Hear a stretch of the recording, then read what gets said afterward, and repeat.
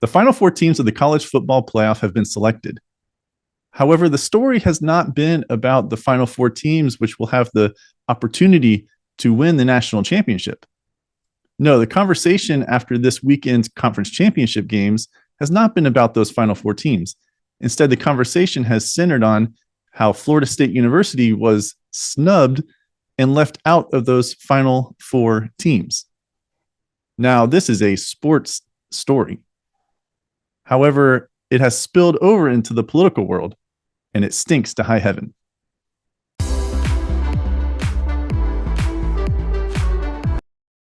Welcome to Counter Thought. Hope you had a great Thanksgiving. I know I've done a little bit of traveling, which is why I haven't released an episode in 2 weeks, but I am glad to be back with you.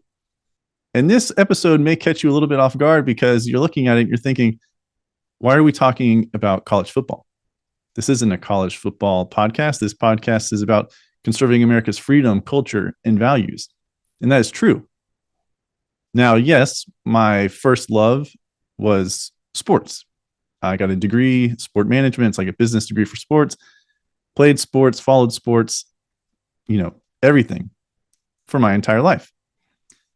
So when this story broke out, I first thought, all right, well, let's hear what everybody has to say because everybody's an expert, right? Everybody's an expert. Every former player is on TV now as an analyst. Every former coach is on TV, or former or fired, typically fired head coach is on TV, all offering their opinion. And most of them are on the side of Florida State. But this story did not stay a sports story. No, this story bled over into politics. And I wouldn't even say it bled into politics. The story was hijacked by politicians, mainly Ron DeSantis, Donald Trump, Rick Scott, Byron Donalds. Now, all of them, right, they are all tied to the state of Florida. And this story centers around Florida State University, which is a state school, state university in the state of Florida. So I understand why those politicians feel like they have a reason to sound off, while they feel like they have a reason to give their opinion, even though I would say that no one cares. I don't really care. I actually think it is a political mistake for Senator Scott, Byron Donalds. I mean, doesn't really matter for him. President Trump, he just used it to poke fun at DeSantis and, the whole presidential campaign aspect. Rick Scott and Governor DeSantis. Now, when I saw Governor DeSantis' statement, I cringed. Like, I even texted a couple of my buddies and I was like, this is a bad idea. You think because you're the governor that you need to sound off because your university was wronged? I mean, that's, I'm sure, his thinking. But it just comes off to me, it came off to me as just rubbed me the wrong way. Because what DeSantis said, and we'll talk about this more in a minute, wasn't about really the snubbing. Yeah, he mentioned it, but it's what he said in addition to Florida State being left out that really rubbed me the wrong way. And I don't see any political benefit for him to even make a statement or say anything like he did. But before we dive into the political aspect, let me first, set the stage for you of what is going on in case you're unaware. So the college football regular season, 12 games. Teams are, trying to win their games, obviously, like you're supposed to do in athletic competition. And usually those who qualify for the final four teams to play for the national championship have a strong record and end up either undefeated or with one loss. Well, Florida State ended up undefeated. They're a Power 5 school, meaning they play in one of the 5 power main primary conferences within college football. They play in the Atlantic Coast Conference, the ACC, they have for decades. Florida State, and many who support them, believed that if they finished the regular season and won their conference championship game, went 13-0, that they would automatically be selected, be qualified to make the Final Four for the college football playoff. They felt that they had checked all the boxes. They gave off this real sense of entitlement. the sense of entitlement saying, hey, we did everything. We played out of conference Power 5 schools. They played LSU and Florida. They play Florida every single year. I'm a Gator fan. I know. I've been to dozens of those games in my life. So that's baked into the cake. So they played one. They played LSU. All right. They beat LSU. Congratulations to you. LSU might have the Heisman Trophy winner at quarterback. They also played in a weaker conference.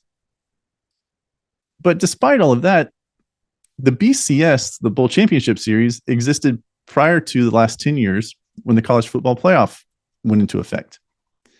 And the BCS had a ranking system and all this mathematical algorithms to determine who was, the final two teams to play for the national championship. That was done away with. But what the BCS also had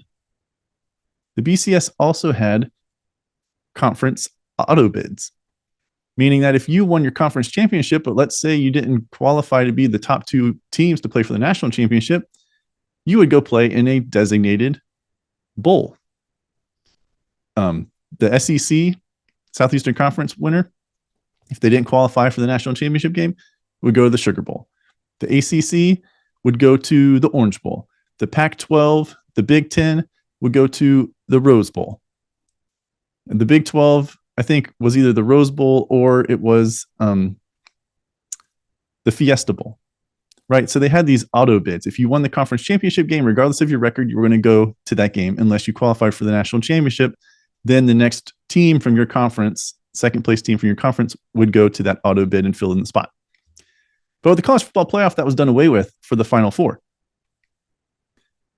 So Florida State, however, they think they are acting as if they have an auto bid. That, hey, we won our conference, undefeated, Power 5. We deserve to be in. It doesn't matter about our performance. It doesn't matter about the performance of the other teams, whether they are also undefeated or have one loss. No. Florida State's mentality, and you'll see this here in a second. You'll hear it when I read it to you from the statements by their coach and their athletic director. It is this sense of entitlement. We could have done nothing more. This sense of entitlement that because they checked the boxes that they believe are important, that they believe should determine who goes to the Final Four for the college football playoff, that they check those and they should be there. But I'm here to argue that that sense of entitlement is not only off-putting, it's not realistic. And for the college football playoff, specifically outside of life and our culture, there's nothing in the college football playoff committee that says if you go undefeated in a Power 5 school, you automatically go. Florida State, as you'll see here, or you'll hear, is saying, oh, this is history making because this is the first time this has happened. And everybody, Florida State and everyone who is supporting them, defending them, is all in their feels, crying foul, and they got butthurt. So the Florida State athletic director released a statement on Sunday afternoon when the rankings were released, saying this: the consequences of giving into a narrative of the moment are destructive, far-reaching, and permanent, not just for Florida State, but college football as a whole.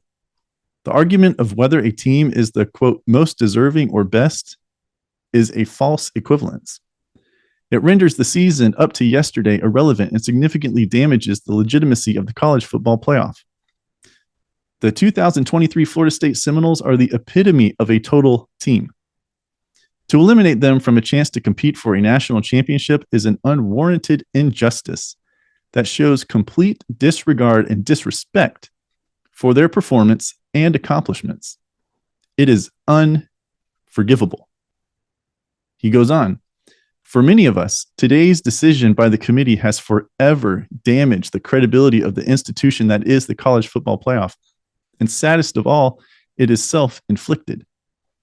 They chose predictive competitiveness over proven performance, subjectivity over fact. They have become a committee of prognosticators. They have abandoned their responsibility by discarding their purpose to evaluate performance on the field. Now, I will dissect that in a minute. Let me now read the head coach of Florida State, Mike Norvell's statement, which also was released after the final rankings on Sunday. Coach Norvell says, quote, "I am disgusted and infuriated with the committee's decision today to have what was earned on the field taken away because a small group of people decided they knew better than the results of the games. What is the point of playing games? Do you tell players it is okay to quit if someone goes down? Do you not play a senior on senior day for fear of injury? Where is the motivation to schedule challenging non-conference games? We are not only an undefeated Power 5 conference champion, but we also played 2 Power 5 non-conference games away from home. That's Florida and LSU, and won both of them. I don't understand how we are supposed to think this is an acceptable way to evaluate a team." All right. So many things in these statements. One thing you probably picked up on was the sensationalism. The sensationalism from the Florida State athletic director and the head coach. Sensationalizing that this damages the legitimacy of the college football playoff, that this makes yesterday's season irrelevant and significantly damages the season, that this is unforgivable, that they chose predictive competitiveness over proven performance. And that is saying that the committee chose the competitiveness that they think, the eyeballs that will attract the market, by choosing a Texas over Florida State and Alabama over Florida State, that it's all money driven. Abandon the responsibility by discarding the purpose to evaluate performance on the field. Also, another sensationalism. Mike Norvell, the head coach, said that what was earned on the field taken away because a small group of people decided they knew better than the results of the games. The college football playoff for the last 10 years has had this committee. And every year this committee decides, based on what they've seen in performance, who belongs in the Final Four, who belongs in the Final Four with a chance to play for the national championship. So now he's trying to act like, this is something that's never been done before. This is ridiculous. You're ridiculous. And he says, Coach Norvell goes on and says, quote, "I don't understand how we are supposed to think this is an acceptable way to evaluate a team." Do you hear the entitlement? Do you hear the entitlement and the crybabiness from these two statements by the Florida State athletic director and the head coach? Oh my goodness. Nothing like this has ever been done before. We are leaving this to a group of men in a room behind closed doors to figure this all out. Yeah, that's what the College Football Playoff Committee has been doing for the last 10 years, Mr. Athletic Director, Mr. Head Coach. There's no surprise there. Sensationalizing it as if you didn't know this was already happening, as if you didn't know the rules. There is nothing that says if you are a Power 5 conference champion and go undefeated that you are guaranteed a spot in the college football playoff. You yourself are evaluating your performance with your own eyes, just as the College Football Playoff Committee has evaluated your performance with their own eyes. With their own eyes. The sensationalism is ridiculous, and which is par for the course when it comes to politics. And you'll see here in a minute, that's the same thing that's going on in the political realm regarding this story. But the FSU athletic director says that the, quote, most deserving argument is a false equivalence, and that it renders the regular season meaningless. The point of the college football playoff, as I just mentioned, is to determine who is the most deserving. The College Football Playoff Committee does not choose the Final Four to be those who do not deserve to be there. They are deciding based on your performance, based on who you played, based on how you looked, the eye test. This is who we believe should be in the Final Four to play for, with the potential to play for the national championship. What is he talking about when he's saying the most deserving? And to be where the anger should lie for the thousands of people I've seen on TikTok, on ESPN, on Barstool Sports, and everywhere else that are all butthurt, just like FSU. What they should be mad at, really, is not the College Football Playoff Committee. They should be mad at the fact that they have allowed the College Football Playoff to be kept to 4 teams. Now, I have advocated for an 8-team college football playoff with no automatic bids for years now, because I believe once you get outside of the top 8 teams, you do not have a good argument as to why you could be a national champion, as why you would be competitive to compete and win a national championship. And you know what?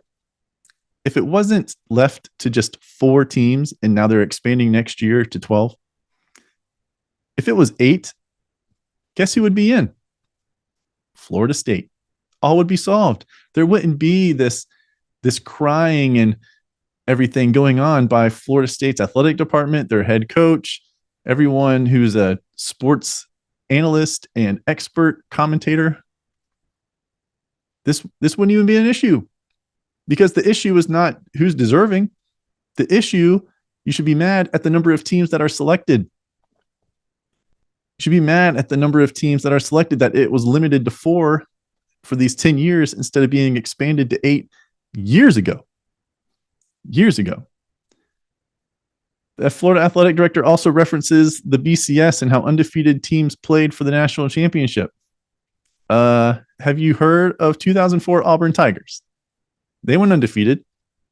They didn't play for a national championship. Have you heard of them? The FSU AD also says that the committee abandoned their responsibility by discarding the purpose, which is to evaluate performance on the field. No, they did evaluate your performance. They evaluate your performance. And all we hear you say is this entitlement argument. We should be rewarded because we did the work. That is entitlement. The FSU head coach, Mike Norvell, said, quote, "We are not only an undefeated Power 5 conference championship team, but we also played 2 Power 5 non-conference games away from home and won both of them. I don't understand how you're supposed to think this is an acceptable way to evaluate a team." Again, the committee's job is to evaluate the top teams in the country and determine which top 4 deserve to play in the college football playoff. They saw your performance, Florida State. You were a really strong team, even though you did struggle multiple games this year with your starting quarterback. But once you lost your starting quarterback after your 10th game of the year and you played games 11 and 12, and then your conference championship game with a backup, you are not the same team. You struggled on the road against a 5-7, or at the time 5-6 Florida Gator team. My team. I saw it. I watched it. We could have beat you, but we gave the game away again. And then you struggled against a top 15 team in Louisville with your backup quarterback. So you are not the same team. And I'm sorry that you are in denial still, but you were not the same team once you lost your starting quarterback, Jordan Travis. He made you better. And the playoff committee, rightfully so, said, hey, Florida State cannot compete as a top 4 team with a backup quarterback.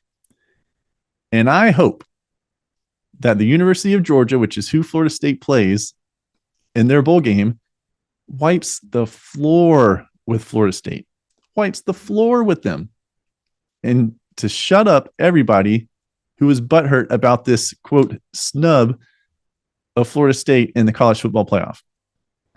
I hope that Georgia just shows everyone and says, basically, sit down and be quiet, because we just hung 50 on you guys and you did not deserve to be there. Because you know what? Georgia could have been there. I would put Georgia in before Florida State. So we'll see how this plays out. But all in all, this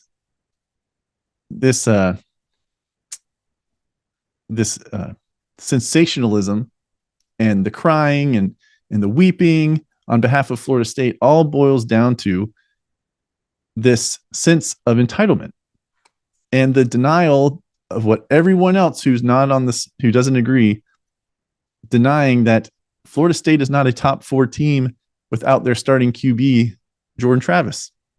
I'm sorry he got hurt. Done for the season. Hopefully he has a full recovery and has a great NFL career. But you are not the same. You're not the same team. And your performance on the field in those 2 games has shown that. So that's the scene, right? That's the context to the rest of this episode. Politicians now, like politicians do, and a lot of people nowadays feel like, hey, I think I'm important. So I'm going to sound off on something. I'm going to make my opinion known. And that is what has brought this story from the sports world into the political world, and I believe encapsulates part of the culture of America, of this sense of entitlement. And man, does it reek to high heaven. So we have Senator Rick Scott, former governor of the state of Florida, and now senator for the state of Florida. We have Byron Donalds, who represents Southwest Florida down towards, I believe, the Naples area. Then we have Governor Ron DeSantis, all making their opinions known, some form of statement about this snub of Florida State University. Now, I don't think this makes sense politically at all. I don't think this makes sense politically for DeSantis to do it. It just seems like he's going too far, which he has done in a couple other instances that I'll talk about here in a minute. Senator Rick Scott, he's getting ready to run for re-election. He has an ad going out talking about Ronald Reagan would be asking himself when he looked at the country, asking us, what in the hell have you done to our country? Sit in front of a podcast microphone talking as if he's talking to us. And then Byron Donalds, he's a Florida State alum, so he just feels like he has to say something, right? But Senator Rick Scott, this is where it gets really ridiculous. And this is why I believe I think this is a bad look. Senator Scott is demanding that members of the College Football Playoff Committee, the guys in the back room, with cigars, wheeling and dealing to decide who gets to play for the national championship. He wants them to turn over text, emails, and notes related to their decision. Texts, emails, and notes related to their decision.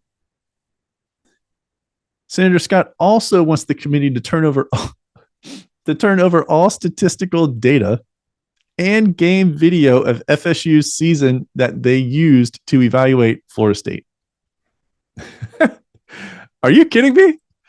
Read the room. Millions upon millions of your constituents, Senator Scott, are frustrated that nothing gets done in Washington. Nothing gets done, right? And the Senate is supposed to be the one that calms or cools down the fire that is within the House of Representatives. And you're sitting here saying that you want the College Football Playoff Committee to turn over texts, notes, emails, statistical data, and game video to do what? To waste our time? To waste our taxpayer money?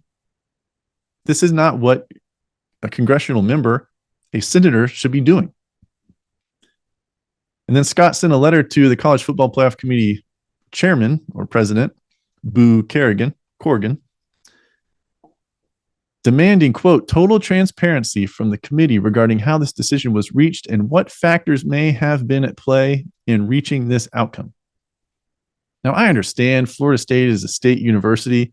You're a former governor of the state of Florida. You are now a senator for the state of Florida.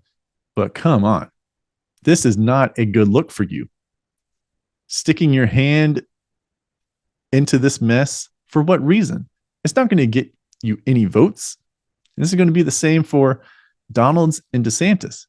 This isn't going to win you any votes. No one's going to sit there on election day and evaluate their choices right there in front of them and say, Senator Scott and Governor DeSantis, they did, raise their hand and stick up for Florida State. So as a Florida State fan, I'm going to disregard every other thing that they stand for and every other thing that Joe Biden or whoever is the Democratic nominee stands for, and I'm going to vote for them. I'm going to vote for them. No. Byron Donalds, again, representative for the Southwest Florida, called the committee trash. And he outlined like 4 or 5 reasons why FSU should be in. Now, DeSantis, when I saw this alert come across my phone from the Fox News app, I just put my head down and like in disbelief, and it almost gave me like an instant headache. And I texted a couple of my buddies. We chat about anything and everything, life, sports, politics, whatever. And it's like, this is not good. Like, this is a stupid political decision. Governor DeSantis, who again is running for the president of the United States, who won Florida by a landslide, he doesn't need this. He can just let this go. All these politicians can just let this go. This isn't some kind of antitrust thing. This isn't, it's decisions, it's opinions by the committee being made. And now you are trying to take action against someone's opinions to see if they're in pursuit of a crime. You didn't witness a crime. You didn't witness anything illegal and now trying to gather evidence. No, you are finding the people, the person, the quote victim, and now trying to find the crime. And that has been the argument, one of the arguments made about the pursuit with all these illegal pursuits and lawsuits, litigation against Donald Trump. They have, the perpetrator, right? They have the perpetrator, and now they got to find a way to make the glove fit, find the crime, right? Got to find a way to pin something to him. That is what is going on here. And what DeSantis did is he proposed $1 million for, quote, any litigation expenses that may come as a result of this really, really poor decision by the college football playoff. And DeSantis also said that the board of governors for the Florida State University, each state university has a board of governors, that the board of governors have been exploring their legal options, though he doesn't think anything would come from it before the 14 playoff, which again will happen starting the beginning of January 2024. So just in about 3.5 weeks. There's no need for DeSantis to get involved in this. It does nothing for him politically. It's not going to change one single vote. And what this shows is, going back to that entitlement mentality, it shows that Florida State thinks they belong. They deserve to be there. That they did everything right and they deserve to get a spot in the college football playoff. Whereas when you superimpose that against what DeSantis said about other things and what conservative congressional members have said about other topics, other issues, this goes completely against that. When it came to student loan forgiveness, I have an episode about student loan forgiveness and how I thought the messaging from the Republican Party was very poor. Very poor. That there was no empathy or sympathy within any of the statements that were released by anyone in the Republican Party, any House representative, any senator. None of them. Even the pundits on TV. Zilch. And it just comes off poorly. No empathy for that. Talking about, hey, you knew what you were getting into. You signed the loan. You signed the agreement. It's a contract. You need to repay it. Governor DeSantis talked about, I served in the Navy. Then I came back and went, I think he used a GI Bill and went to Harvard and then Yale Law School. And now here I am, by my own bootstraps. I did all this hard work. Right? Not a sense of entitlement, but, I did all of this. I'm not entitled to anything. I don't need my student loans forgiven. Yet now here advocating that Florida State needs to be in the college football playoff because they feel entitled to be there because they think they did the work and they deserve to be there. Well, that's not how life works. That is not how life works. You are not entitled to anything, especially in athletics. The only way you can earn something is to win. And now in this case, once you bring in the human element with the committee, you are now no longer subjected to only your wins and losses. Right? Now, if this was the NFL and you went 16-0 and then you got a first round bye and you played your way through, there isn't a human element there. There is no human element. It is all wins and losses. But once you bring in the human element for this committee, and then in the previous years, for the 20 years or the 15 years or so before that with the BCS, you are no longer only evaluated by your wins and losses. So you are not entitled to anything in sports or outside of sports. But there is this entitlement mentality in this country that is continuing to grow, that is expanding. Illegal immigration, those who do not want to work in order to receive Medicaid, and welfare checks. They feel like they are entitled to get this money, to get these benefits. And it's just making our system and our country worse. This sense of entitlement. Sometimes your hard work isn't enough. If you're going through a job search, you could say, going through the minimum requirements and the mandatory requirements for job postings. Say, oh, I check all these boxes. Well, you might check all the boxes, but just because you check all the boxes doesn't mean you are the right fit. Maybe the company isn't looking for someone who checks all of the boxes from a skills and experience standpoint. Maybe they're looking for personality, and maybe you don't have it. Maybe you don't have it. But this sense of entitlement is running rampant throughout our culture. I mentioned illegal immigration and Medicaid, student loan forgiveness. Hillary Clinton, when she was running for president in 2016, everyone kept talking about she's the most qualified, her experience, like I just said, for job searches. Just because you have experience, even if it might not be the best experience, and even if you do have the best experience, it doesn't mean you are still the right person for the job. Kids today, Gen Z, and as Gen Alphas are coming up, they have this mentality, a lot of them do, that because they went to a good school that they're entitled to a high-paying job when they get out of college. That's not the case. That kind of ties back into the student loan forgiveness of, hey, I went to school, I did all the things, or I did all of these things. I myself, as a millennial, I'm thinking, okay, well, I was told to go to school, get a good education, and everything else will fall into place. Get a good education, good job, have a family, get a house, and all of these things. Well, that hasn't worked out. That has not worked out. But I don't feel like I am entitled to a high-paying job because I have a bachelor's degree, because I have a master's degree. I have to go earn it. And even in what I believe could be earning it, still does not guarantee me the high-paying job. I can't go around and say, hey, I deserve that job. I'm the best one for that job. No, the one who determines if I'm best for that job is the hiring manager in the company. Right? Same thing here, the playoff committee. They are the hiring manager. They are the company who determines if you should get that job. Just because you have the accolades doesn't mean you deserve or are entitled to the reward, the college football playoff, or in this example, the job.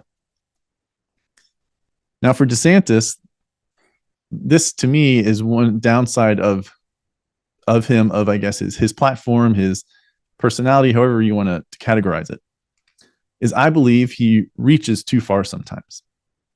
I had an episode 47, titled "Should Republicans Support Ron DeSantis's Retaliation Against Disney?" Again, episode 47, go back, check it out. It's on YouTube. It's on your podcast apps. In that episode, DeSantis said, I quoted him, quote, "You're a corporation based in Burbank, California." And this, again, is going back to Disney sounding off against the Parental Rights and Education Act that was passed here in the state of Florida that they called the Don't Say Gay bill. Quote, "You're a corporation based in Burbank, California, and you're going to marshal your economic might to attack the parents of my state. We view that as a provocation, and we're going to fight back against that." End quote. Now, in that episode, I was asking the question, should DeSantis be doing this? Because Disney's claim is that DeSantis is being retaliatory politically, that they have the right to free speech, and that the privileges that they had through the Reedy Creek district are being taken away from them, not for breaking any kind of commitment to that district, but because of something they said, their own free speech. And I argued in that episode that DeSantis, trying to flex his might against Disney, and how I disagree with what Disney said and what Disney is doing as a whole when it comes to their content, that DeSantis really shouldn't have done what he did. He shouldn't have done what he did. He shouldn't have, put his thumb on the scale. He shouldn't have forced the removal, which ultimately the district was dissolved and they're still going through legal battles and everything. But this is one thing that DeSantis does. He likes to litigate. If he doesn't like something and thinks that, and wants to protect the state of Florida, thinks you are harming the citizens of the state of Florida, or, doing the opposite of what he believes should be the values of the state of Florida, should be the values for our country, there's probably some sort of litigation that's going to come your way. And this is an example of government overreach and over litigation in our society. Governments in 2010, the IRS targeted conservative 501c3s, nonprofits. In 2012, mayors were keeping Chick-fil-A out of their cities for Chick-fil-A's support of traditional marriage, biological man, biological woman. Remember when you didn't even have to use to say the biological? You didn't have to use an adjective in front of man or woman. In 2013, the Obama administration tried to force Hobby Lobby to pay for birth control for their employees. In 2017, threats were made against Facebook to fix itself because of the Russian bots, or the federal government was going to punish them. And in 2020, Gavin Newsom forced California corporations to remake their board of directors in the name of diversity. Our country has an issue with government overreach, litigation, and this sense of entitlement. And this FSU controversy has spilled from the sports world into the political world because of this. This controversy reeks to high heaven on the political side because of the sense of entitlement, the government overreach, and litigation. And as a culture and a country, I do not believe this is good for the United States of America. DeSantis, Scott, Donalds, they all talk about 24/7, except in this instance and maybe a couple others, about how they need, there needs to be the rule of law. And there also needs to be less government. And we also need to think about entitlement programs and everything like that. But then when it comes to this issue, they're throwing all of that out the window and being hypocrites because they're calling for more government, more litigation, and defending this sense of entitlement that FSU has. And that, to me, is not good for this country. Now, going back to the sports aspect, again, I hope Georgia wipes the floor with Florida State, because that will just confirm everything I know to be true, and I'm sure many of you know to be true, that Florida State is not the same team without Jordan Travis. Sure, you check the boxes, but you do not pass the eye test.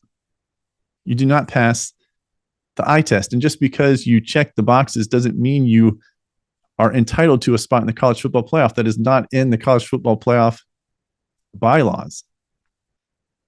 You knew this. You know this to this day.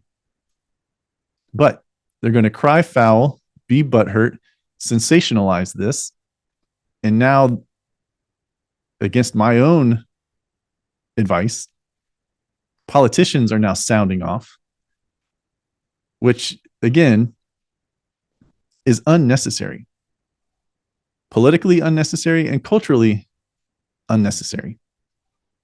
This controversy of Florida State, which I don't even believe is a controversy, but it's being made into a controversy, encapsulates this underlying sense of entitlement that so many Americans have to this day.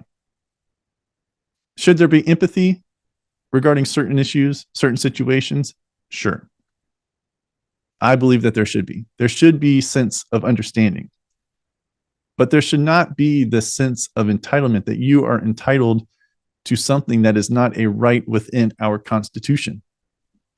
And I believe that the quicker we can change this mentality of entitlement, the faster we will get back on track as a country.